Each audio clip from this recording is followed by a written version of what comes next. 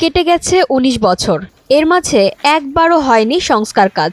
ভারী যানবাহন চলায় সৃষ্টি হয়েছে অসংখ্য খানাখন্দ, আর কার্পেটিং সে উঠে গেছে কবে কারো মনে নেই। চলছে বর্ষাকাল, প্রতিবারের মতো এবারেও এই সড়ক কাদা পানিতে ভরে উঠেছে, আর শুষ্ক মৌসুমে সড়কটি পরিণত হয় ধুলার রাজ্যে। এই রাস্তাটা চলাফেরা করারই আসছে, মানে যে নাই, ভ্যান আলারা ভ্যান চালাইতে পারে না, বাচ্চারা স্কুলে যাইতে পারে না। আমরা এই রাস্তা দিয়ে যেতে পারি না, স্কুল ড্রেস নষ্ট হয়ে যায়,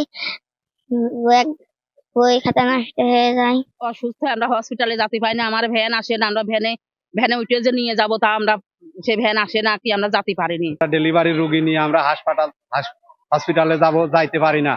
একটা ভ্যান যদি আনতে যাই রাস্তায় মেন রোডে যদি যায় যে ভাই আসেন যাই, বলে যে আমরা এই রাস্তায় যাব না, ভাড়া তোমরা যতই দাও। কুষ্টিয়ার কুমারখালী উপজেলার সদকি ইউনিয়নের জিলাপিতলা বাজার থেকে গড়াই নদীর বালুরঘাট পর্যন্ত প্রায় ৭০০ মিটার এই গ্রামীণ সড়কের বেহাল দশায় ভেঙে যাচ্ছে বিয়েও। স্থানীয়রা বলছেন, এখন থেকে মাস ৩ আগেও এলাকার এক তরুণীর বিয়ে ভেঙেছে শুধুমাত্র এই রাস্তা খারাপ হয়। আমাদের গ্রামে যদি একটা মেয়ে কোথাও থেকে ছেলে পক্ষ থেকে দেখতে আসে, তখন বলে যে গ্রামের পরিবেশ ভালো না, রাস্তা ভালো না, এই গ্রামে আসবো কি করে, এটা বলে অনেক সময় বিয়ে ভেঙে যায়।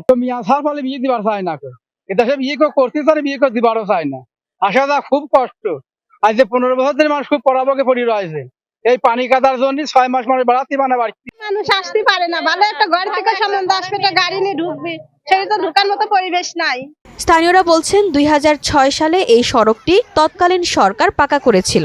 এরপর থেকে আর মেরামত হয়নি। প্রায় প্রতিদিনই ২০০ থেকে ৩০০ বালু ভর্তি ৬ চাকা ও ১০ চাকার ট্রাক চলে এই সড়ক দিয়ে। এতে সড়কের এই দশা। বালুর থেকে বালু উত্তোলন করা হয় নদী থেকে, সেই গাড়ি যে রাস্তার একদম অবস্থা খুব খারাপ হয়ে যায়। এই ৭০০ মিটারের রাস্তা বেহাল দশা। এখানে প্রতিদিন রাত দিন ২৪ ঘন্টা আপনার এখানে ট্রাকে করে বালু নিয়ে যায়, ঠিক আছে। সরকার এখান থেকে প্রতি বছরে ২.৫ কোটি টাকা রাজস্ব পায়।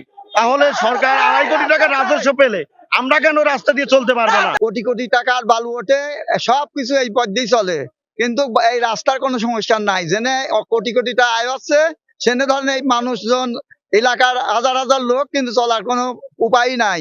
সড়ক সংস্কারের দাবিতে অবশেষে গেল সোমবার সকালে মানববন্ধন ও বিক্ষোভ কর্মসূচি পালন করেছেন এলাকাবাসী। ধান গাছ রোপণ করে প্রতিবাদ জানিয়েছেন স্থানীয়রা। গাড়ি চলতে চলতে এমন অবস্থা হয়েছে, এখানে হাঁটু সমান কাদা হয়েছে, যাতে এখানে ধান লাগানো যাচ্ছে এমন অবস্থা।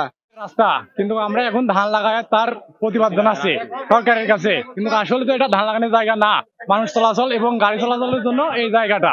সেই হিসাবে আমাদের এই রাস্তাটা অনেকদিন যাবত হয় না, সেই হিসাবে আমরা এই মানববন্ধনটা করেছি এবং ধান লাগাচ্ছি। জনদুর্ভোগ নিরসনে দ্রুত সড়কটি সংস্কারের দাবি জানিয়েছেন জনপ্রতিনিধি, শিক্ষক ও স্থানীয়রা। আমার ছেলে স্কুলে আসতে গেলে প্রতিদিন ২ থেকে ৩ বার পরে। সাবেক এমপি ব্যারিস্টার সেলিম আলতাফ জজ, আমি এদেরকে প্রত্যেককে এই রাস্তায় অবগত করেছি আমি মেম্বার হওয়ার পরে, কিন্তু কারোর কোনো দৃষ্টি আজ পর্যন্ত আমরা এখানে পাইনি। মোটামুটি এই সড়কের জন্য আমি এবং আমার ছাত্রছাত্রীরা এই যোগাযোগ ব্যবস্থা খারাপের জন্য খুব সমস্যার মধ্যে আছি। কি অবস্থা, নামাজ পড়তে গেলে পারে পায়জামা সবকিছুতে নষ্ট হয়ে যায়, ছেলে পেলে স্কুলে আসতে পারে না। আমরা খুব অশান্তির মধ্যে রয়েছি, আমরা খুব নির্যাতনের মধ্যে রয়েছি। মুরব্বীরা নামাজ পড়তে না, একটা মানুষ অসুস্থ হলে পারে এর বিরুদ্ধে যেতে পারে না। এটা এভাবে কোনো মানুষ চলতে পারে না।